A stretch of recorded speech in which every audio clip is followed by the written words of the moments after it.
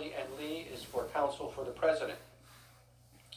United States federal courts have held, most prominently in the Blagojevich case, that it is not unlawful for a public official to condition his official acts on official acts performed by another public officer. Is there any application to the allegations against President Trump?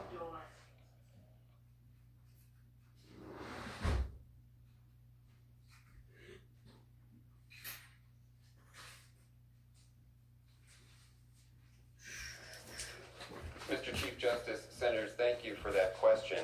I think an important threshold point to make here is that we're not even in the realm of exchanging official acts because there's been no proof of a quid pro quo here. We're not in the realm of a situation where there's one official act being traded for another. I think that we've gone through the evidence that makes it quite clear that both with respect to a meeting with the president, a bilateral meeting, and with respect to the temporary pause on the security assistance, the evidence just doesn't stack up to show that President Trump linked either of those. Both took place, the meeting and the release of the aid, without Ukrainians doing anything, announcing or beginning any investigations. There's nothing in the transcript linking them as a quid pro quo. The Ukrainians didn't even know that there had been a temporary pause on the aid. And I could go on with a list of points on that. I think if there were any application hypothetically, it would come in the realm of the fact that in foreign policy there are situations where there can be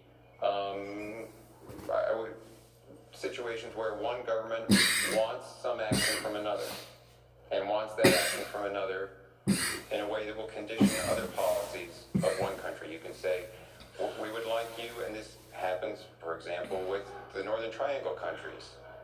We want you to do more to stop the flow of illegal immigration.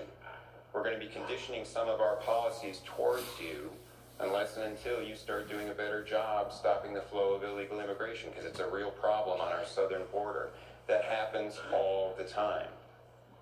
And when there's something legitimate to look into, there could be a situation where the United States would say, you've got to do better on corruption, you've got to do better on these specific areas of corruption, or we're not going to be able to keep having the same relationship with you. One example like that, I believe we pointed out that aid was held up to Afghanistan. President Trump held up aid to Afghanistan specifically because of concerns about corruption. And in situations like that, there'd be nothing wrong whatsoever with conditioning one policy approach on a foreign country, modifying their policy to be more in line, to attune more directly to U.S. interests. That's part of what foreign policy is all about. And that could arise in the situation of even investigations. And I think it's interesting to point out that in May of 2018, 3 Democratic senators sent a letter to the then prosecutor in Ukraine suggesting that we've heard some things that you might not be cooperating with the Mueller investigation.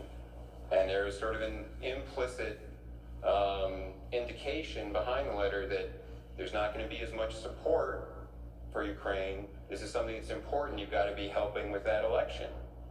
And there's nothing wrong with encouraging the prosecutor general to assist with something that's important to the United States.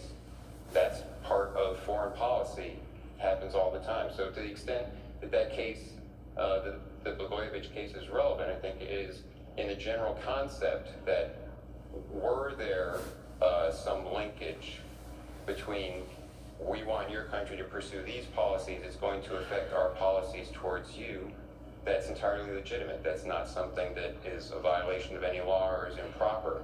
But again, I come back to the point that here, there is no proof of that linkage.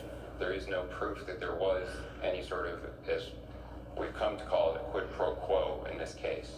Thank you. Thank you, counsel.